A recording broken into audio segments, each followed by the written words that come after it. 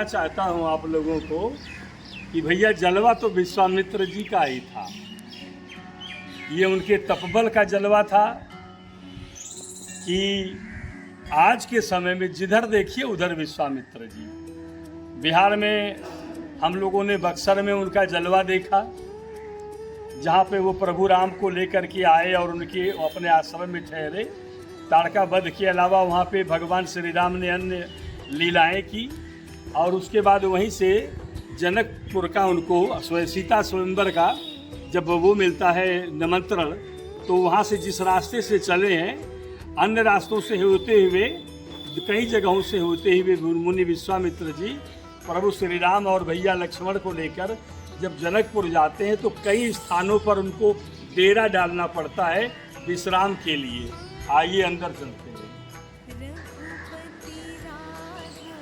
इस क्रम में वो बक्सर के बाद परेव में भी रुकते हैं। मोहनेश्वर महादेव बाबा की पूजा होती है। फिर उसके बाद रामचौरा, जहाँ पे हमने अभी पिछले वीडियो में चर्चा की, रामचौरा नामक स्थान पर भी रुकते हैं। फिर उसके बाद अहिल्या धाम में आकर के रुकते हैं, जहाँ पर माता अहिल्या का उद्धार होने के बाद माता अहिल्या और महर्षि गौतम उनका सम्मान करते हैं, उनका आदर करते हैं, उनकी पूजा करते हैं। फिर उसके बाद मुनि विश्वामित्र जी उनको लेकर के जनकपुर के लिए जब आगे बढ़ते हैं तो इसी स्थान पर आते हैं। ये विश्वामित्र जी का एक और आश्रम है। मैंने शुरू में कहा ना कि भैया जलवा तो विश्वामित्र जी का था, तो पूरे भूमंडल पर तीनों लोकों में अपने तपोबल की वजह से उन्होंने सब पर अपना प्रभाव जमा रखा था। क्या राजा, क्या महाराजा, क्या देवराजेंद्र, क्या अन्य देवी देवता, क्या स्वयं ब्रह्मा विष्णु महेश, सारे के सारे लोग मुनि विश्वामित्र जी के तपोबल के कायल थे।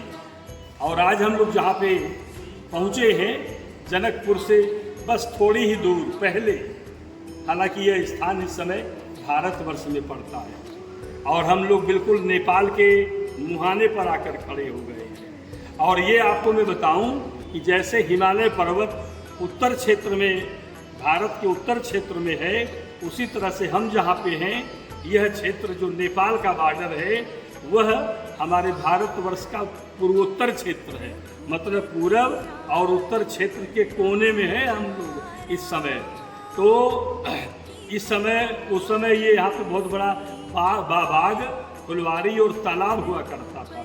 देखिए एक बार बता दूँ, जहाँ पे हम लोग खड़े हैं ये जनकपुर का राज्य था।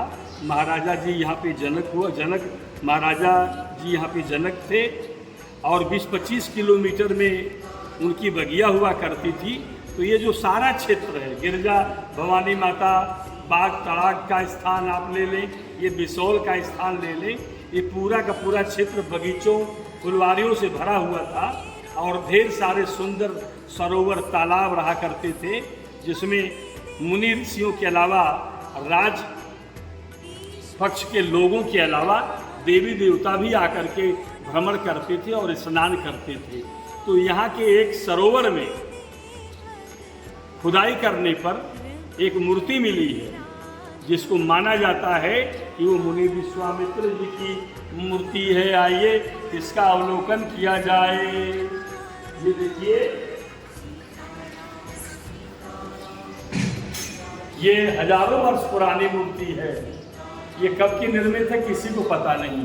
यहाँ के महाराज जी से भी मेरी बात हुई तो उन्होंने कहा कि तालाब का सुंदरीकरण हो रहा था और जब खुदाई हुई तो ये मूर्ति मिली। आइए हम लोग मुनि विश्वामित्र जी को नजदीक से प्रणाम करते हैं, यह मानते हुए कि ये स्वयं साक्षात मुनि विश्वामित्र जी हैं, जिनके सानिध्य और जिनके शरण में रह करके भगवान श्री राम ने और भैया लक्ष्मण ने शिक्षा दीक्षा ग्रहण की और उस योग्य बने कि आगे अपने जीवन क्रम को सफलतापूर्वक निर्वाह कर सके।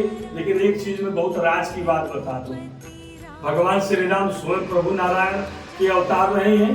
उन्हें किसी की शिक्षा दीक्षा और उनको किसी के आशीर्वाद की आवश्यकता नहीं थी। यहाँ तक कि सृष्टि के जितने ऋषि मुनि रहे हैं और जितने भी राजे महाराजे रहे हैं सबने कैसे भी भले ही एक पैर पे एक अंगूठे पर खड़े होकर तपस्या की है, तो प्रभु श्री नारायण के नजरों की एकमात्र एक सहस्त्रांश थोड़ी सी कृपा पाने के लिए एक से एक दिग्गज ऋषि मुनियों ने उनकी तपस्या की है। तो प्रभु नारायण को किसके शिक्षा दीक्षा की आवश्यकता है, किसके आशीर्वाद की आवश्यकता है? उनके आशीर्वाद और उनके संकेत मात्र से यह सृष्टि चलायमान हो रही है।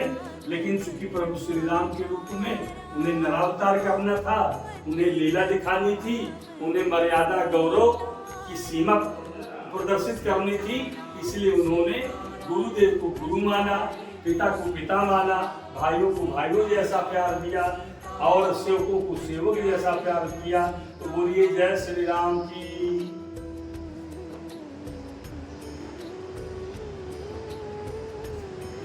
मैं बताना चाहता हूँ कि जैसे हम लोग मथुरा और वृंदावन की ओर जाएं तो जय किशोरी जी का हल्ला होता है, उनके जयकारे लगते हैं।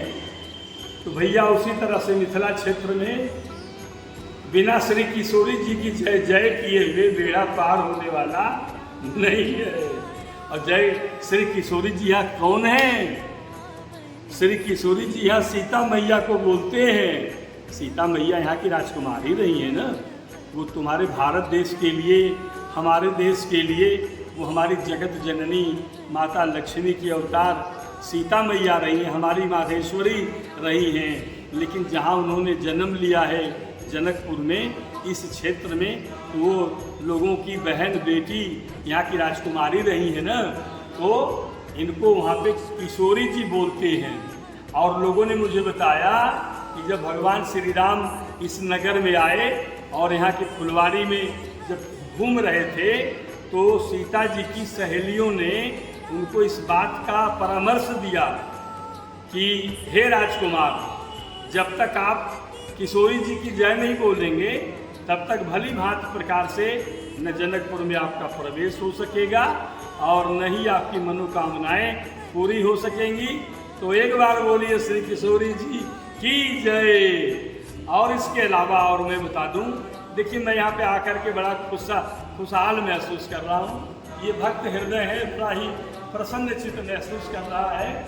और यहाँ की अनुभूतियों के सहारे हम त्रेता युग में 13 लाख साल पहले भगवान श्री राम माता सीता की उन अनुभूतियों में प्रवेश करना चाहते हैं जो उस समय रहा होगा, और उनसे प्राप्त होने वाली अनुभूतियों को हम आप तक पहुंचाना चाहते हैं कि यदि आप वीडियो में हमें देखें, हमारी बातों को सुने और हमारे दिखाए हुए स्थलों को, महान मूर्तियों को देखें, तो आप भी हमारे अनुभवों के सहारे वहाँ तक की यात्रा कर सके और आपकी अंतरात्मा भी तृप्त हो जाए और आप प्रसन्न हो और आपको भी यहाँ का मिलने वाला आशीर्वाद प्राप्त हो।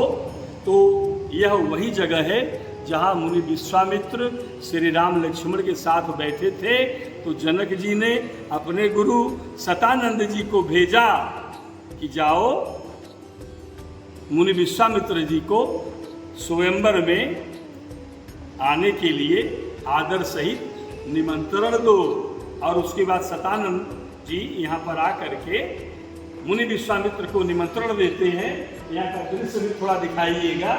और कहते हैं कि सतानंद तब जनक को बुलाए और कौशिक मुनि पर तुरंत पठाए, और जनक विनय तिन्ह आई सुनाई, हर से बोली लिए तो भाई। और कहते हैं कि सतानंद पद बंदी प्रभु बैठे गुरु पहि जाए, और चलहु तात मुनि कहूँ तब पठवा जनक बुलाए। और कहते हैं कि सी स्वयंवर देखिए जाई, ईसु काहि धौ देई बड़ाई। लखन कहा जस भाजन सोई, नाथ कृपा ता तब जापर हुई। और सतानंद जी का मैसेज पा करके, संदेश पा करके मुनि विश्वामित्र जी, प्रभु श्री राम जी और भैया लक्ष्मण जी के साथ में। और एक चीज़ और बता दूँ कि जब मुनि विश्वामित्र जी और भगवान जी जब यहाँ पे आए ना, तो बहुत से ढेर सारे ऋषि मुनि उनका बैठ के यहाँ इंतजार भी कर रहे थे कि भगवान जी आवें और विश्वामित्र जी आवें तो उन सबको साथ लेकर के हम लोग जनकपुरी में सीता स्वयंवर में जाएं, और जब सब लोग इकट्ठे हो जाते हैं तब वहाँ पे लोग जाते हैं। एक और अनोखी चीज़ दिखा रहा हूँ आपको, आइए।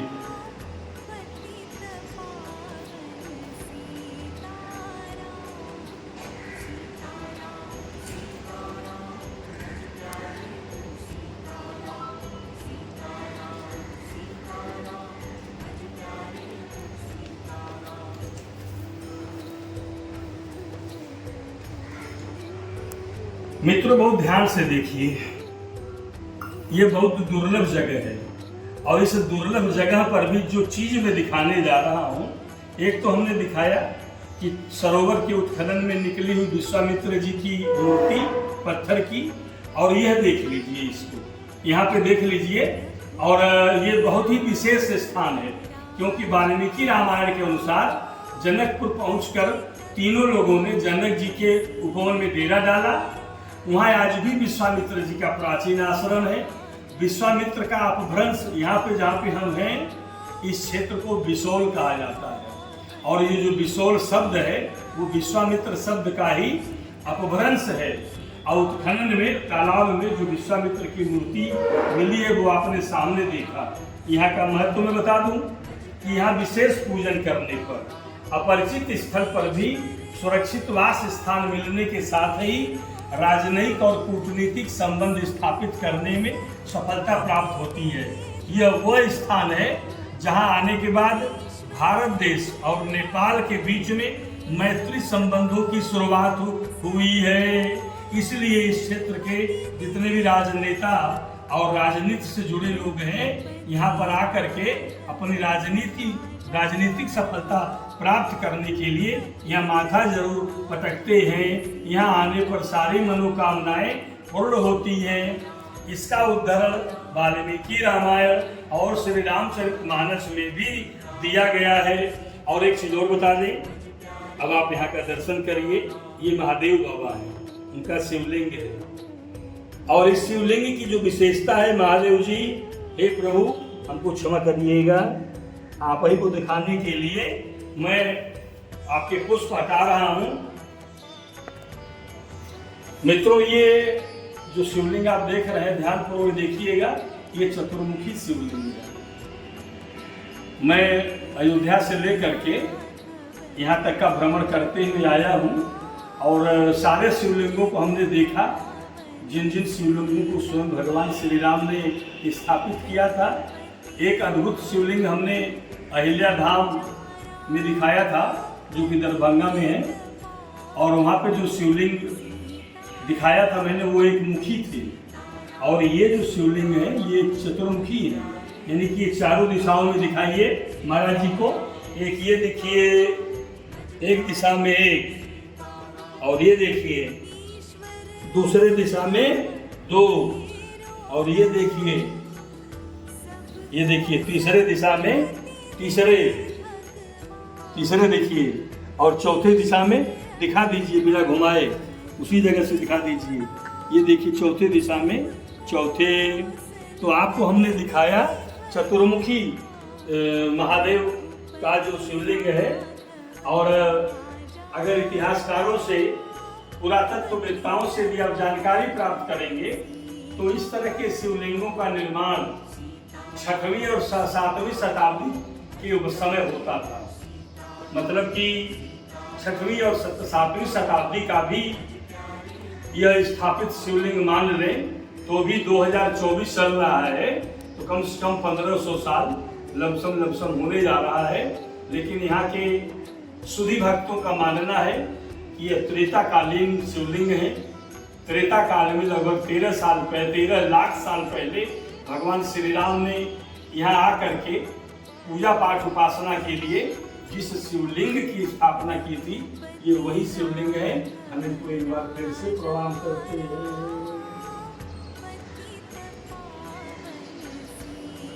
मित्रों, विश्वामित्र जी के जिस महान और पुनीत आश्रम में हम लोग खड़े हैं, अभी मैंने चर्चा के दौरान यहाँ की विशेषताओं और यहाँ की स्थिति के विषय में बताया। और इस समय हमारे साथ हमारे महाराज श्री ब्रजमोहन दास जी खड़े हैं वो यहाँ की देख रेख में है। यहाँ के महंत जी है, पुजारी है या सेवक है। फिलहाल हमारी नज़र में भगवान के भक्त हैं जिनको कि भगवान की सेवा करने का यह अवसर मिला। और यहाँ के बारे में जो शेष जानकारियाँ हैं हम महाराज जी से ही लेने का प्रयास करेंगे, श्री ब्रजमोहन दास जी महाराज से। प्रभु हमें यहाँ के विषय में बताइए, जो आपने यहाँ पे राम जी का दरबार स्थापित हुआ है, ये लगभग कितने साल हो गए होंगे और यहाँ पे किन किन की मूर्तियाँ हैं, इनके विषय में हमारे दर्शकों को परिचय कराएं। चलो, जय श्री राम। आप यहाँ जाएं। ये राम जी का दरबार जी। विश्वामित्र जी धनुष यज्ञ के समय में राम जी को लेकर के जनकपुर आए हैं जी। तो जब जनकपुर में प्रवेश किए विश्वामित्र जी, तो राम जी के साथ उसी दिन नगर का भ्रमण किए। नगर का भ्रमण करने के क्रम में भगवान के आने का पूरा जनकपुर में हल्ला मच गया कि एक बाबा जी के साथ में दो राजकुमार आए हैं और जाकी रही भावना जैसी प्रभ मूर्ति देखी तिन तैसी। उस तरह से भगवान को वहां जनकपुर वासियों ने जो देखा तो अपने अपने ढंग से सब लोग भगवान का चर्चा लगे करने कि बाबा जी के साथ। ये चौपाई भी उसी समय की है, जाकी रही भावना जैसी। हाँ। तो ये बातें जनक जी के कानों तक गई और बाबा जनकपुर में राम जी को लेकर के घूम रहे हैं। उसी दिन ये पहुंचे जनकपुर में अहिल्या उद्धार करते हुए। जनक जी के कानों तक ये बात पहुंची कि विश्वामित्र बाबा के साथ में दो राजकुमार आए हैं, ऐसे हैं वैसे हैं अपने घर से। तो जनक जी बाबा से भाई कहाँ हैं, इनसे मिलने के लिए वो खुद चल पड़े। तब तक विश्वामित्र जी यह जो जनक जी का फुलवारी है, बगीचा है, उस बगीचे में एक जहाँ पर आम का बगीचा है जो कलामेश्वर महादेव के आसपास जी, ये यहाँ पर बाबा विश्वामित्र जी पहुंच चुके हैं। और विश्वामित्र जी उस समय जैसे तपे तपाए महात्मा थे कि रात में जहाँ जाते थे वहाँ प्रकाश हो जाता था और दुधिया रंग का प्रकाश हो जाता था, अलग रंग का प्रकाश। तपस्या ये जो घोर किए थे तपस्या के प्रभाव से इस तरह का प्रकाश हो जाता था पूरा। तो विश्वामित्र जी के पास में जनक जी पता लगाते हुए पहुंचे और विश्वामित्र जी उस आम के बगीचे में भगवान से कहते हैं, राम जी से कहते हैं कि राम जी मेरा विचार करता है कि हम लोग यहीं पर विश्राम करें। देख अनूप एक अमराई सब भांत सुपास सुहाई, कौशिक कहा मोरमन माना यहाँ रहो रघुवीर सुजाना। हे रघुवीर, हे राम जी, हमारा विचार करता है कि हम लोग इसी बगीचे में आम के बगीचे में हम लोग विश्राम करें। भगवान ने कहा भले नाथ का कृपा निकेता, आप बहुत अच्छी बात है। और यही कह करके उस आम के बगीचे में विश्वामित्र जी रुक गए। राम जी ने सोचा कि भाई बाबा के पूजा अर्चन के लिए सुबह में तुलसी और पुष्प की जरूरत पड़ेगी, तो थोड़ा सा उतना सुबह में जब अभी पता रहेगा तभी हम सुबह में जाकर के वो ला सकते हैं। तो ये चले गए, लोगों ने बताया कि आगे में फुलवारी है और जो जनक जी की फुलवारी जो थी, बगीचा जो था, इसमें रंग बिरंग के फल फूल पेड़ सब थे। कहीं आम का बगीचा है, कहीं 2 किलो में कटहल का बगीचा है, कहीं बेल का बगीचा है। तो इस तरह से तमाम जितने भी फल फूल हैं सभी जनक जी के बागीचे में। तो पुष्प का बागीचा जो है गिरजा मंदिर के पास में था, वहाँ राम जी चले गए देखने के लिए। तब तक विश्वामित्र जी के पास में जनक जी पहुँच गए। दोनों में दंड प्रणाम हो रहा है, कुशल समाचार होता है। तब तक उधर से राम जी भी पहुंच गए, फुलवारी देख करके फूल का बगीचा देख। तो ज्यों ही जनक जी की नजर राम जी पर पड़ती है तो जनक जी का तबीयत गड़बड़ा गया। विश्वामित्र जी से पूछते हैं कि महाराज ये कौन है कि इनको देखने के बाद में हमारा तबीयत गड़बड़ लग रहा, तबीयत गड़बड़ा गया। अब विश्वामित्र जी सोचते हैं कि अगर हम सही बात को बता दें तो मामला सब गड़बड़ हो जाएगा, क्योंकि राम जी को लीला करना है। और विश्वामित्र जी को पता था कि ये भगवान क्योंकि गांधी तनय मन चिंता व्यापी हरिबिन मरहि में निश्चर पापी। आज तमाम लोग करते हैं आज 72 को दल इकट्ठा होकर के और सब लोग जो चिल्ला रहे हैं बाप बाप, लेकिन सभी अपने परिवार के लिए चिल्ला रहे हैं कि हमारा परिवार इस देश को कैसे राज भोगेगा। लेकिन सही मायने में ये जो चिंता हो रही है आज हमारे जोगी और मोदी को, उसी तरह से विश्वामित्र की उस समय में चिंता हुई। सब लोग राजा महाराजा तो अपने राजकाज में भोग विलास में मस्त। तो गांधी तरह मन चिंता व्यापी हरिबिन मरहि में निश्चर पापी, यह विश्वामित्र जी को चिंता हो रही है, तो इसलिए उनको पता था। और जब विश्वामित्र जी से जनक जी ने पूछा कि ये कौन है, और अनेक प्रश्न उस पर किए हैं कि कई प्रश्न पूछे हैं, तो ये रामचरितमानस में आता है। तो विश्वामित्र जी सोचते हैं भाई कि हम इनको अगर सही बात बता दें तो मामला गड़बड़ हो जाएगा, झूठ बोले तो ये महाशक्तियां दो, इधर जनक विदेह उधर विश्वामित्र, तो झूठ कैसे बोले। यह बात समझ जनक जी राम जी को समझ में आ गई कि अब विश्वामित्र जी को ये बात उत्तर क्या दे समझ में नहीं आ रहा है। तो तुरंत उन्होंने इशारा किया, इशारा किया विश्वामित्र जी को, और विश्वामित्र जी राम जी के इशारा को समझ गए और इशारा समझ करके वो जनक जी को उत्तर देते हैं कि आपने जो जो कहा है सब सही, सवाल भी आपका और जवाब आपका।